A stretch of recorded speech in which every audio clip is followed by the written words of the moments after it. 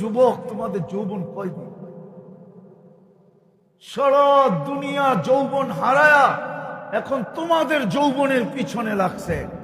আমি জানি, আমি সারা দুনিয়া চিনি, আমি 7 মহাদেশ চিনি, আমি দুনিয়ার সমস্ত উন্নত দেশ চিনি, শুধু একটা ছাড়া নিউজিল্যান্ড যাই না। দুনিয়ার সব উন্নত দেশে আমি 7 মহাদেশ চষা বেড়াইছি। 103টা দেশ তো এমনি হয় নাই, এমনও দেশ আছে আমি 20 বার গেছি, এমনও দেশ আছে। আমি তোমাদেরকে ঘুরে বলতেছি, যৌবন কতদিন? দুনিয়া তো যৌবন থেকে শূন্য হয়ে গেছে। এই জন্যই তো তোমাদের পিছে লাগছে। তোমাদের যৌবনও মাদক দিয়া মাটিতে মিশাইয়া দিতে চাইতেছে, তোমাদের যৌবনও ইন্টারনেট দিয়া মাটিতে মিশাইয়া দিতে চাইতেছে। সারা দুনিয়া যৌবন হারায় ফেলছে। আমার কাছে প্রমাণ আছে। শিক্ষিত লোক থাকলে আমার কথার ইঙ্গিত বুঝবে। যুবকরা যারা ইন্টারনেট ঘাটে ওরা আমার কথার ইঙ্গিত বুঝবে। সারা দুনিয়ায় যদি যৌবন থাকতো তাইলে চায়নার সেক্স ডল মুড়ির মতো বিক্রি হইত। মনে হয় উনি বুঝেই নাই, বুঝছে, চুপ করে আছে, চৌকে বলে বুঝছে। তাইলে চায়না এত সেক্স ডল বানাইতো না, আর সারা দুনিয়ায় মুড়ির মতো বিক্রি করত। সারা দুনিয়ার যৌবন শেষ। এই জন্য তোমাদের যৌবনের পিছে লাগছে। এক তো তোমাদেরকে মাদক দিয়া ধ্বংস করতে চাইতেছে, আর একটা হলো তোমাদেরকে ইন্টারনেট দিয়া ধ্বংস করতে চাইতেছে। আল্লাহ রহমতের ছোঁয়ার থেকে দূরে সরায় দিয়া তোমাদেরকে ধ্বংস করতে চাইতেছে। তাইলে তোমরা আমার কথা লেখা রাখো, আমি একদিন থাকবো না হয়তো, কিন্তু যদি মুসলিম যুবক যৌবনকে ধরে রাখে তো রব্বে কাবার কসম একদিন আসবে এই দেশের থেকে যৌবন এক্সপোর্ট হবে। যৌবন আসবে, সাদা চামড়া, বলবে টাকা আমার, বাড়ি আমার, গাড়ি আমার, সবকিছু আমার। আমার দেশে যৌবন নাই, তোর যৌবন আমার দরকার, তুই আমার সাথে চল। পাসপোর্টও আমার, টিকিটও আমার, ভিসাও আমার, খরচাও আমার, তুই চল, তুই শুধু আমার সাথে এনজয় করবি। 30 লাখ টাকা দিয়ে ইউরোপ যেতে হবে না, 50 লাখ দিয়ে আমেরিকায় যেতে হবে না, প্রতি মাসে 2-4-20 জন বাঙালির কবর সমুদ্রে বানাইতে হবে না। রানিং মাসেই 20 জনের উপরের কবর হয়েছে কোথায়? সমুদ্রে, সাগরে। এক গ্রামেরই গত মাসে 13 জনের কবর হয়েছে। আমি ওই গ্রামে গিয়ে আসছি, তাহেরপুর, সুনামগঞ্জ। আর মারা যাওয়ার 2 দিন পরে আমি ওই গ্রামে গেছি, আমার প্রোগ্রাম ছিল তাহেরপুরে। তোমাদের পায়ে হাত দিয়ে আসো, তওবা করো, যৌবনকে সুরক্ষা করো, আল্লাহর রহমতের ছোঁয়া লাগাও। ওই যুবক হও যে যুবককে আল্লাহ বলে লাউলা শাবাবা খুশা। তোমাদেরকে তো আমি হাদিসের অর্থ বুঝাইতে পারলাম না, যে যুবককে দেখা আল্লাহ বলে যুবক তুই যদি না হই সব ধ্বংস করে দিল, শুধু তোর চেহারা দেখলে আর পারি না। তুই আমার কাছে প্রিয় পাত্র, আল্লাহর কাছে প্রিয় হোক। কয়দিনের যৌবন, কয়দিনের জীবন, ধরে রাখো, কাজে লাগবে। আর মাটিতে মিশায়া দিবা তোমার সমাজেই, নাইলে আমার দেশে। আমাদেরও তো কিছু বয়স হয়েছে, ঠিক না?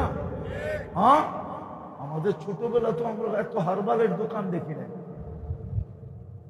আজকে 2-4-50টা দোকান আছে মাদক দিতে হারবাল।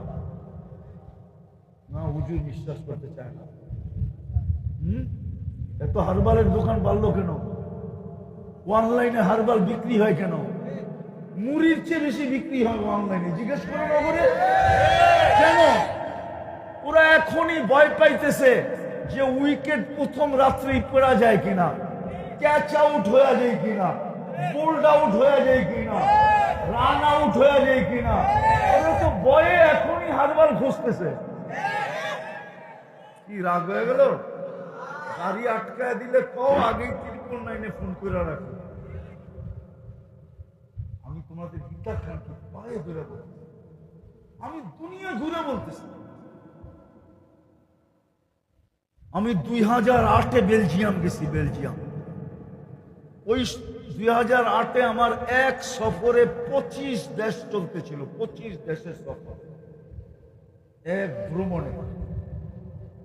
কেন আমার ভিসা ছিল সেনজিন। সেনজিন ভিসা থাকলে 25 দেশ যেতে পারে ইউরোপে। আমি 25 দেশ ঘুরতেছিলাম। যখন আমি বেলজিয়াম করছি, তোমাদেরকে তোমাদের আত্মমর্যাদায় আঘাত করার জন্য বলতেছি, আঘাত করার। বেলজিয়ামে যখন আমি পড়ছি, আমি বেলজিয়ামের মেয়েদেরকে দেখছি, একদল যুবক আছে, আরব যুবক, যারা পাক্কা দিনদার, ওদেরকে ছোঁয়ার জন্য পাগল, ছোঁয়ার জন্য, ছোঁয়ার জন্য। আমি বানায় বলতেছি না, এই কোরআনী মাহফিলে বসা। কেন ওই যুবকদের সৌন্দর্য তোমাকে আমি বলতে পারবো না। আরব যুবক, আপেলের কালার ওদের গালের কালারের সামনে হার মানা, গোলাপের পাপড়িও ওদের গায়ের রঙের কাছে কিছু না। কিন্তু এত বড় দাড়ি, ওদেরকে বেলজিয়ামের খ্রিস্টান মেয়েরা ছোঁয়ার জন্য পাগল। ওরা জানে এটি পারফেক্ট যুবক, পারফেক্ট যুবক। বাকি আমার দেশের গুলা সব শূন্য। কি কি কি তোমরা শূন্য নাও, আমি এটি তোমাদের পায়ে দেব।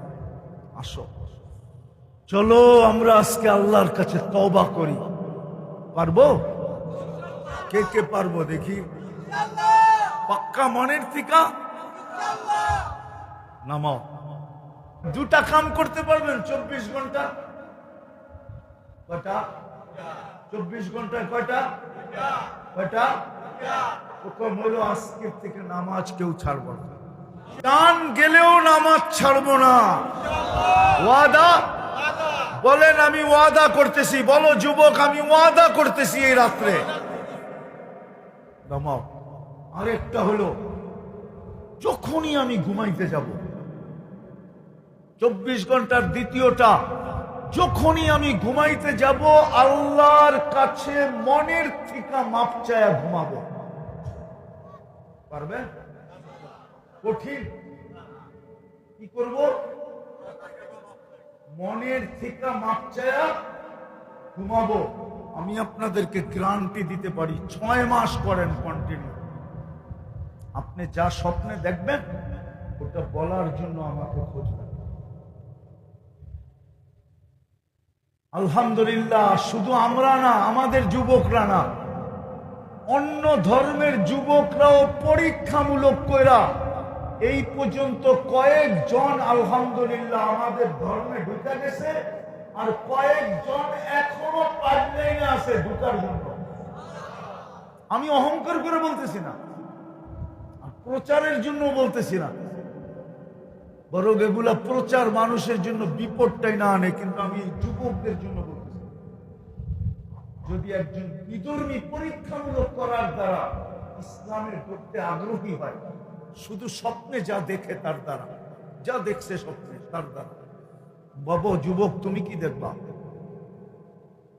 আছে আমার কাছে শত শত প্রমাণ আছে।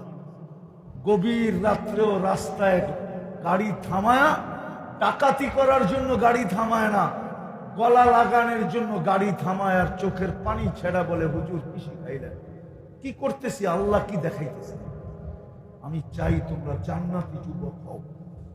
তোমাদেরকে আল্লাহ কিনো, আল্লাহর রহমতের ছোঁয়া তোমাদের উপরে লাগাবে।